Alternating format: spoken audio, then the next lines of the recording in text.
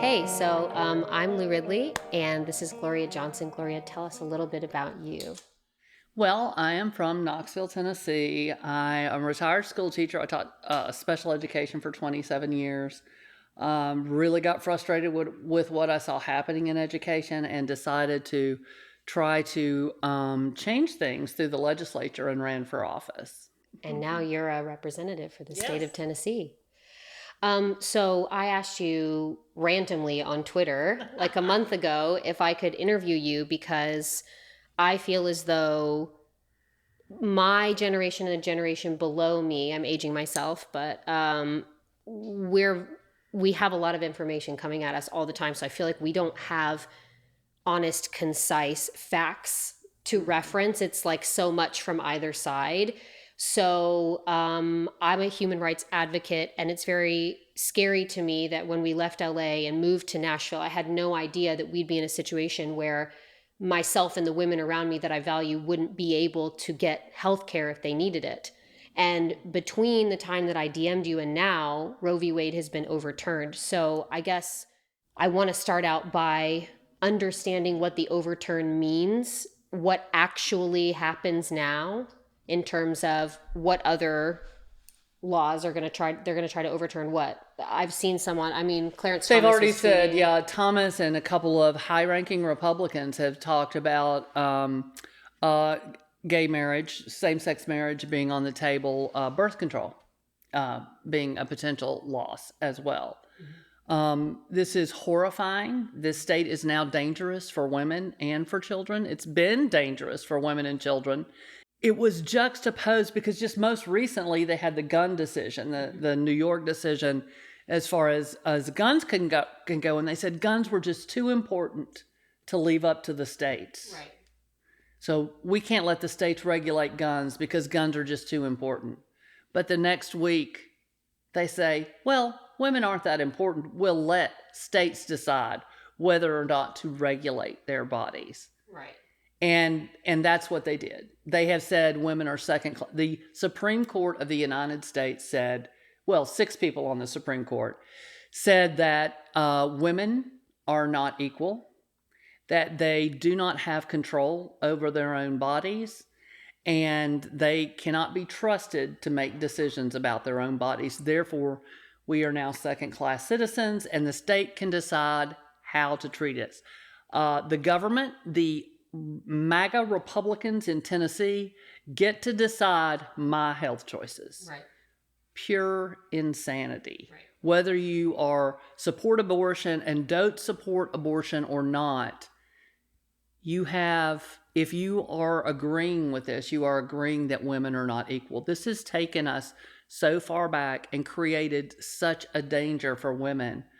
I can't, I can't, as much as I love the state, as much as I love my town, I can't advocate for women to come here. Right. Yeah, I mean, it's a scary environment. And how do you feel that we got to this place? We got to this place. They've been working at it for a long time, and we've been warning that they are going to take this away. And we've gotten to a place in our democracy. You know, when I first ran, it was 2012, and something that really, really bothered me is people would say, well, they're a politician. Of course they're going to lie. People expect an elected leader to lie. That's an expectation. That should not be an expectation. They should be held to a higher standard when it comes to telling the truth. So this is kind of a two-part question, but I understand that we don't elect the Supreme Court. Do we have to wait until they're gone? And then my other question is, and I'm asking stupid questions because I know I'm not the only person who wonders these things, or maybe I am, but at a state level, you were explaining to me that majority of people in the state of Tennessee were pro-choice. So how are we ending up with a Supreme Court full of people who don't represent us? So just kind of, can you go through what that looks like, both on a federal level and then? Sure. Yeah. I mean, clearly at the federal level, we overwhelmingly elected a Democratic president no matter what the MAGA Republicans say the election wasn't stolen. Biden easily won that election, and they knew he was going to win that election. We're getting ready to find that out probably now as we're having this conversation. However, they try to make it look as if that's not the case. And so what we have on the local level, it's some of this, we have red states. There's no question Tennessee is a red state. It votes about statewide 60-40, probably 60% Republican, 40% Democratic. However, in our state house, we have 75% Republicans because of gerrymandering. That's what it is, not filibustering. Gerrymandering. So, gerrymandering. So because of that, the Republicans get to draw the lines. They draw the lines so that as few as possible Democrats get elected. There's cracking and there's packing. Okay. And cracking is when you go in, say you go into a city that is predominantly Democratic, and you split it and pair it with more conservative voters to dilute the Democratic vote there. And then there's packing, where you take all the Democrats in a city and put them into one voting block so that they don't have potential to win others. Mm-hmm. And that's how we get, even though this is a 60-40 state, we have a 75-25 House, and even less in the Senate because of the way they draw the lines. Perfect example is me. Right. I was in a district that started out very Republican, plus 12R district, and it's gotten down to probably about a plus 2, my current district, plus 2R, but I still win it. They drew me and a few blocks around my house out of my district and packed me in to the other Democratic district. There's 7 House districts in Knoxville. 2 are Democratic, mine and my colleague, Sam McKenzie. I'm not going to run against my colleague. I'm certainly not going to run against someone who has a majority-minority district or a large minority district. I believe that district needs to have Black representation, and I would do nothing to disrupt that. Mm-hmm. And so I had to move a few blocks away in order to run in my old district where I have lived for 30 years. Wow. And who's they when you're speaking about the people that are kind of manipulating the Republican leadership literally drew the lines. So and we think that it's unconstitutional. We have challenged them in court. There will be a court case. It's just not going to happen before this election. Right. So we have to go ahead with the lines as they are now, and the court case will be scheduled, but it won't be before the election. And so gerrymandering is not illegal is it? If you are removing majority-minority districts, or what they call, so a majority-minority district is obviously 51% minority. Mm-hmm. Majority-minority means it reaches 30%. Mm-hmm. Because the reality is, that's called an opportunity district. When you have an opportunity district, there's an opportunity there for the minorities in that district to determine their leadership. Mm-hmm. And we should do everything we can to protect those districts. Right. They removed opportunity districts across the state. And so that's been challenged. So what does this mean in terms of our access to healthcare? Well, moving forward, it's terrible because every Democrat supports Medicaid expansion. Mm-hmm. They talk about caring about babies. However, they don't seem to care whether or not a baby's mother or father has access to affordable health care. Right. I am so sick and tired of them saying that they are pro-life when we have the ability to accept $1.4 billion with a B every year to make sure that 300,000 plus Tennesseans have access to affordable care. It costs the state nothing. Mm. It will cost the state nothing for the next 10 years. Mm-hmm. Our hospital associations have agreed to pay the 10% or less that's not paid by the federal government after several years. They've agreed to pay that difference. And Tennessee still will not expand. Not only will they not expand, But they've tightened the screws on our healthcare advocates, and they feel like they can't even speak up about the need because the state holds the purse strings. Right. And they're afraid the state will revoke funding if they say something about needing Medicaid expansion. Right. This is such a retaliatory administration. They want, if you say something they don't like, you want to advocate for something they don't like, they will revoke your funds. They've done it to Nashville. They've done it to Memphis. You know, they're doing it to Democratic cities. Of course they are. Right. It is really something that is hard for me to understand. You are in charge of the state. We have a MAGA Republican majority in the governor and the House and the Senate, and that's still not enough for them. Yeah. They don't want you just to be under their power. They want you to believe the same way they believe. Right. And so they challenge your speech. They challenge your actions. They try to put their knee in your neck so that you won't even disagree with them. Yeah. The idea that someone is so fragile that a disagreeing opinion is a problem. I mean, when I win my election, I don't expect my opposition to all of a sudden agree with me. Right. Right. I hope we have continued debate on the issues, and I will always listen. Right.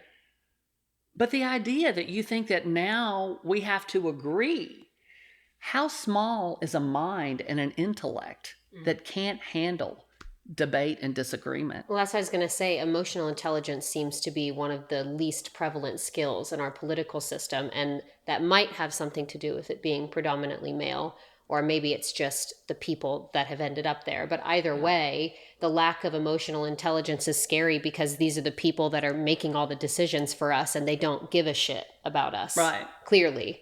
Yes. They don't give a shit about women. There is no question. And it's so ridiculous because they'll say, well, we have women in leadership. They have women who agree with them Marsha and that Blackburn. will spout their talking points. Yeah. But there's no woman who will disagree with them. No, we wouldn't get through. We would only get so far. And I don't know how familiar you are with my situation. No. But they have come after me from day one. They've spent $750,000 to beat me in a red district, and they couldn't do it.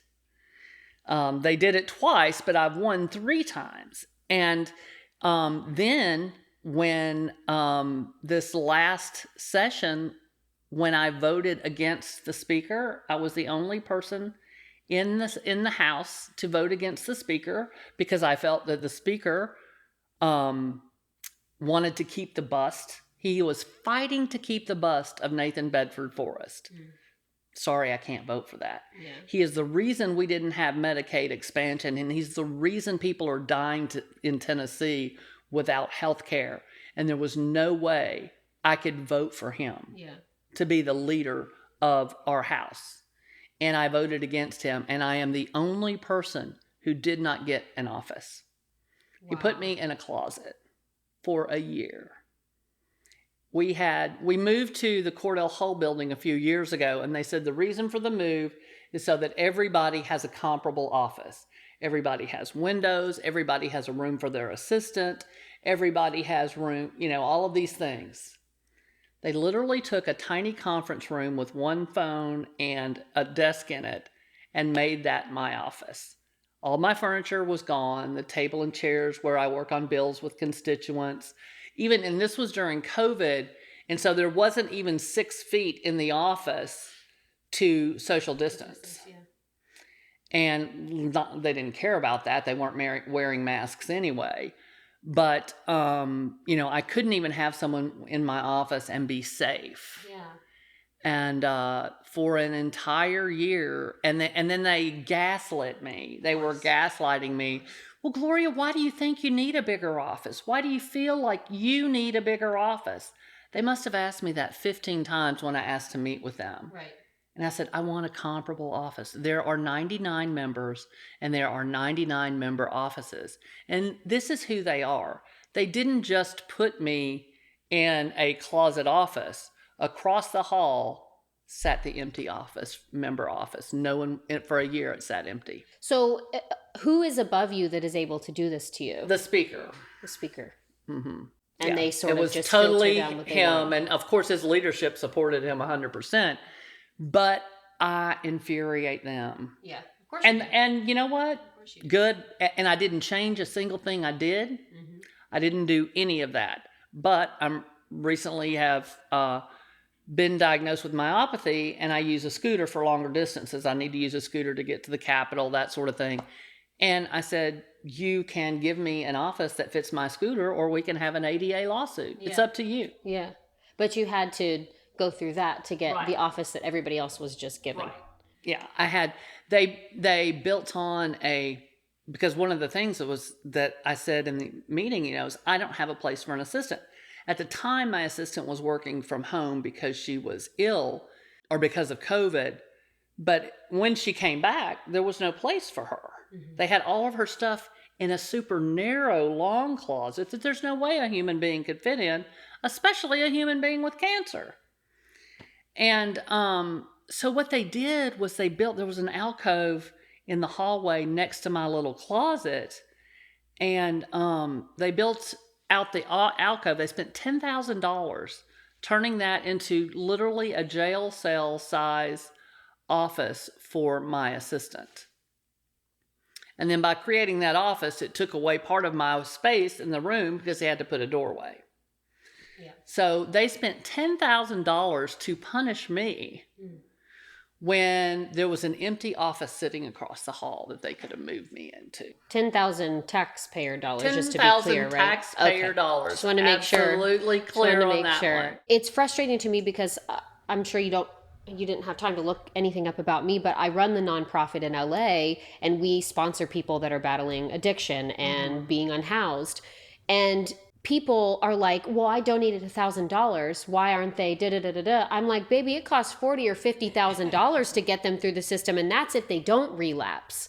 It's not exactly accessible healthcare in this country either. Especially because there's a lot of co-occurring issues when someone is addicted to something and we don't have the resources. And I don't think the education, we're just giving everybody pills to cover up other pills, which is a whole separate conversation. But it frustrates me beyond when people have this, and it's not their fault, but they have a misconception of how much money it takes to get someone off the street and off drugs. When the governor says, we're giving $10 million to so-and-so for mental health care, that sounds like a huge number to folks sitting at home. But the reality is, that's 8 beds. That's 8 beds because you've got so much of it going to admin. The money, when they send money somewhere, they allocate money somewhere. It's not people that are addicted getting $10 million to get unaddicted. I don't know the exact split, but I did some research, at least in California. And 20 or 30% is sliced just for administrative stuff, which means it's going to people working in offices before it even goes anywhere else. It's a huge process and undertaking. And that's why accepting those Medicaid expansion dollars every year, we're talking about building new facilities. We can make more spaces for people going into the field, all of those things. We have lost 13 hospitals in Tennessee for not expanding Medicaid in rural areas. Those are the best paying jobs in that county disappearing. You can't replace jobs that pay like that and have those benefits in those rural counties for those folks. What do they do? Yeah. Where do they go? It's economically a killer, and it's medically a killer. Yeah. And it's keeping people, and especially people of color and people who are poor, it's keeping them without care. And I know they don't like to say it, and they will tell you, oh, nobody's refused at the hospital. There are a lot of things that you can't go to at the hospital. You can't go get your cancer treatments, at the ER. You can't do that. So people have to get so sick that they have to go to the ER, and oftentimes that is too late. To go to the specialist that you might, the cardiologist that you might need to go to, or whatever specialist it is, you can't get an appointment. I remember before the Affordable Care Act came in, a friend of mine who is a hairdresser called me one day in tears saying she was trying to make her yearly appointment with her OBGYN. And because she didn't have insurance, they would not take her. And she's like, I've got cash. Because I don't have insurance, pre-existing condition was obesity. She was overweight. Therefore, she could not get insurance before the Affordable Care Act. And she called up and she said, I have cash, I can pay. They still would not take her. She said they made me feel like trash because I didn't have insurance. And it's just not an acceptable way to treat people. And then to expect people to be, healthy and make healthy choices. She found out, she was so excited when she got Affordable Care Act, and I think it was for something like $30 a month. Yeah. She had insurance. She could go she found out she was diabetic. She got put on a good diet. These things couldn't have happened without that care. And we are keeping hundreds of thousands of Tennesseans of having access to the same thing. And at the same time, you will hear this MAGA Republican supermajority say, well, they're not taking care of themselves anyway, and they're not doing this. We're not giving them the ability and the access to find out how to take care of themselves. Yeah, it's very individualistic, the far right. I won't speak for all Republicans, yes. But the far right is, if it's not in front of my face and it's not my problem, it doesn't matter. It's about me and me only. Yeah.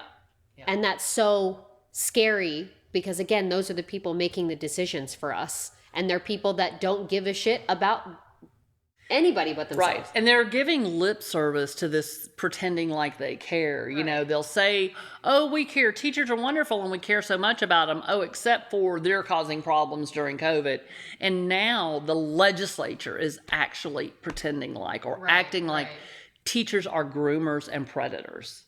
That is so disgusting. But during this election, I'll guarantee you they'll go home and say how much they love teachers. Yeah. It's a lie, and people need to stop believing the lie. Because look at everything they've done. Teachers in Tennessee make less today than they did 10 years ago. That's a fact. Teachers are taking bullets for kids. Yeah. Teachers are buying coats and clothes for kids. Yeah. Teachers are buying supplies for kids. Teachers are spending 4 extra hours a day on their students. But for some reason, they're the problem, according to this MAGA supermajority that we have. These teachers, especially depending on the area they're teaching in, are doing some of the parenting. Yeah, and this idea that they're saying that teachers are indoctrinating children. I live in Knoxville, Tennessee. Knox County is 60-40 Republican. And guess what? There's 60% Republican teachers and 40% Democratic teachers. Yeah. Nobody's indoctrinating anybody. We're teaching close to the same curriculum that these people complaining learned when they were also in public schools. Mm-hmm. Nothing different is happening. What's happening differently is they want the money and the control. Yeah. They want charter schools, they want private schools, they want these charter schools that are controlled by venture capitalists and hedge fund managers. There is money to be had. The last big pot of public money that corporations don't have their hand in is public schools. And they're trying to get rid of that so that they control that money as well. Presidential elections are certainly important. All elections, we should know right now that all elections are so important because after Roe v. Wade, it's left up to the states. We are in a state that does not value women, does not believe women are equal, and they've said it time and time again. We had laws in place that as soon as Roe was overturned, would kick in to end abortions in Tennessee. And so we've got 2 of those laws. One is a heartbeat law, and they want that one to kick in immediately. Mm-hmm. And that's at 5 or 6 weeks. But the one that's going to kick in 30 days is virtually all abortions. So I'm pregnant 60 days from now in the state of Tennessee and I want to get an abortion. What do I do? Well, I would reach out to Planned Parenthood, or in East Tennessee, a group is Mountain Access Brigade. So a lot of these organizations, I've already signed up with organizations to be a helper, to help people. In Knoxville, the closest you can go is Asheville or Charlotte, North Carolina. Because they burned down. They burned down Knoxville's Planned Parenthood, but we can't do abort. We can't even do the chemical, the pill anymore. The Plan B pill is still possible, but the pill that's a little bit later is now going to be outlawed. I think it's very clear. I think they're going to try to stop women from leaving the state. And I can't even describe to you how insane that is. Like, are they literally going to tell women you can't leave the state to get an abortion? But I think they're going to try. I absolutely do. And many have indicated as much. And how would they implement that? Just I don't know. They would driver's license? What would they? I don't know. Are they going to start checking when highways? people are having periods and not? Are you going to have to, if you say you're going to North Carolina to the beach, are you going to have to prove that you're not pregnant to leave the state? How far do you think it's going to go? At this point, people don't realize it's going to go further. There are people saying, oh, they'll never prosecute. They can't wait to prosecute. Mm-hmm. And we just saw an article today from an attorney. They're saying, oh, we're not going to make the women the criminals. We're going to make the physicians. Well, if you want to kill your husband and you hire somebody to do that, it makes you an accomplice. Yeah. And the lawyers were saying it's the same thing. They can get you for conspiracy. They can get you for whatever. They'll get you for something. Yeah. And they are eager to do that. Mm-hmm. If you think they're not, you're not paying attention. Mm-hmm. You're really not paying. And doctors, I'm on a group thread with physicians, a lot of OBGYNs, but also ER docs and family docs. And their biggest concern right now, it seems like what I'm hearing them talk about the most is, say a woman has an ectopic pregnancy. And so you come in, it's early, but you have an ectopic pregnancy. If you're fine, but they think, well, this is going to get really bad. I mean, it's not going to go anywhere good. Right. Do you have to wait for it to rupture? In which case you have 7 minutes to save a woman's life? Does the life have to be in danger before you do something about that ectopic? They are afraid that if it's early and the woman's not showing signs, there's no sepsis, anything like that, am I going to be a felony? Committed of a felony? Yeah, right. Because her life wasn't in danger at that second. But we know that it would be in just a little bit of time. So when you and I spoke before Roe v. Wade was overturned, mm-hmm. and I asked you, well, how do we reverse it? How do we fix it? You said we can't. Well, we can't at the state level, but right. we've got to. What we do is we push. Congress can fix it. Okay. They absolutely can. Okay. They can codify it in law, and that's what needs to happen. Mm-hmm. Unfortunately, we've got a couple of senators who are traitors, quite frankly, to the party that they ran with. There are a lot of steps we can take. People agree, disagree on them. There's adding more justices. There is codifying. They say they're coming after birth control and same-sex marriage as well, but we can codify abortion care in the law. We can codify same-sex marriage. We can codify birth control, access right. to birth control. Right. And we need to be working on doing that. And so what people can do at home, sign up with the groups. Like United States of Women is one organization. You can sign up to volunteer to help women. Mountain Access Brigade, Planned Parenthood, donate to these organizations that are helping women, because they're going to be helping women with transportation, actually paying for the services, all of those things. We're going to make sure that women get the care that they want, need, and deserve by right. Mm-hmm. But the other thing is work for a candidate locally who supports your values. Yes, you have to vote, and yes, you need to take 10 friends to vote, but also do absolutely everything you can to get those people elected.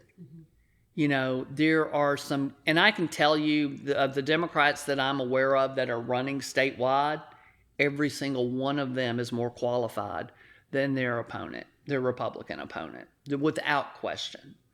Look at qualifications when you're voting for people, and it's a qualification is not I've been there forever. Right. Look at their voting record. One of the things that I tell people all the time, and I think is one of the most critical, is so simple and easy to go to Tennessee Campaign Finance. Look who donates to their campaign. Take most of the Republican leadership and go look at their campaign finance filings. Almost no individuals, small dollar, $20 givers and $50 givers and all of that. You'll see other candidates giving max out contributions. You'll see lobbyists. You'll see corporations and PACs. But you're not going to see. If you look at my campaign filings, for my last one, I think I had over 1,000 people donate. And mostly, I think the average was $50. Right. But I had $2 donations and I have $2,000 donations, but the bulk of them are less, $50 or less. And so that should show you that I am working for the people that sent me there. They are working. Who funds their campaign? That's who they're working for. Right. It is absolutely not the people. No. It is the special interests and the billionaires. And that is why in a red state that they have gerrymandered, they have made their seats so safe with gerrymandering that they can even be extreme in their own party and still be safe. Right. Because there are so many good Republicans out there who believe in Medicaid expansion. I'll give you some numbers. 70% of Tennesseans, regardless of party, believe in Medicaid expansion. 81% believe in cannabis reform. Both parties. And still, you're not going to get it out of the supermajority. Paid family leave. 83% of Tennesseans believe in paid family leave. I bring a paid family leave bill every year. They kill it on a partisan line vote in the subcommittee every time. And 83% of Tennesseans in all parties want paid family leave. A majority of folks want to raise the wage. Right. People disagree on the amount. And so some people want to make it 12 and some people want to make it 15. There's a, you know, it's not common agreement across on the number figure, but more than 50% want it raised. And that's both parties. And quite a few want it raised to 15. So they're calling us extremists, but they are going against their party on all of those issues. Every single one of those issues. Even when it comes to racial equality, Right. the majority of Tennesseans want to see that happen. But there's nothing happening there from this current MAGA Republican supermajority. And there's only, 16% women now, which is a scary thought when we're more than like 52% of the population, but we're only 16% of the legislature. So when do votes at a state level happen? When do we get involved in that part of the process? Now, because early vote starts mid-July. For the primary. And in a city like Nashville, a lot of your races are over in the primary. You know, a lot of your races, there's not a Republican candidate because it is a blue area. And so a lot of that ends in the primary. And so get involved now and find the candidate that you can really put your trust in. Right. You know, I've got a lot of times they say, you know, well, Democrats should stay out of primaries and things like that. But when I know someone is doing good work and when I know that it's somebody who will stand up and speak out truth to power every single time, like Justin Jones, who is running, in Nashville, that's a candidate I'm going to support because I know he will never not stand up for what is right. And we need those people so desperately now, because still some people are don't want to stand up every single time. Right. And it's hard, but it's never been more important. And we absolutely have to stand up and fight. I can't tell you how just sad it was for my friends who are LGBTQ and all of the horrible legislation that was coming through, especially for transgender. So I found legislation. Actually, some students came to me and asked me to bring the legislation that allows you to change your birth certificate. Right. Tennessee is the only state in the nation, the only one who hasn't passed that legislation. And, you know, I feel like it's important to run something positive. Right. And do something right for the community when they're being so attacked. Right. Now, it didn't get anywhere. You know, they killed it as I knew they would. But you have to get them on record as killing things like that. A lot of people will say, well, I can't pass it, so I'm not going to run it. You don't get to have a conversation if you don't run the bill. Right. And we need to have that conversation, because how are we ever going to educate people? Right. Because even when it happens in their family, we have legislators right now who bring that anti-transgender legislation, who have transgender children. Can you imagine being a child and your parent is bringing legislation against you? I can't fathom what this is like for those children. It's got to be horrific.